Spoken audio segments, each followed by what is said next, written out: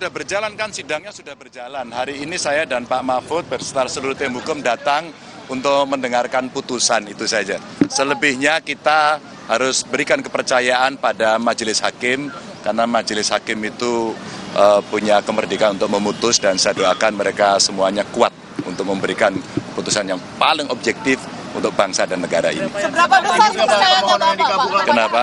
Kita harus percayakan pada mereka. Saya dan Pak Mahfud pasti tidak akan bicara soal materi, karena kewenangan itu ada di sana. Ya, oke, kita tunggu. Sama aja, sama. Yuk. Sukses Pak.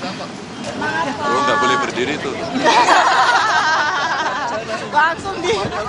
Ya, baru saja kita saksikan bersama keterangan dari pemohon 2, dalam hal ini adalah Capres dan juga Cawapres Pemilu 2024 Ganjar Pranowo dan juga Mahfud MD yang baru saja tiba di gedung Mahkamah Konstitusi.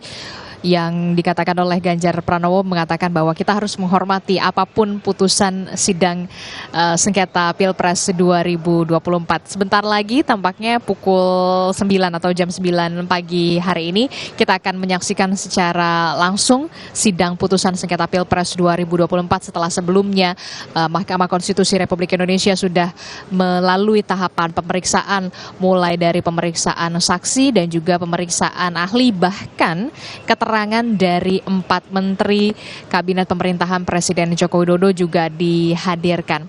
Masih bersama saya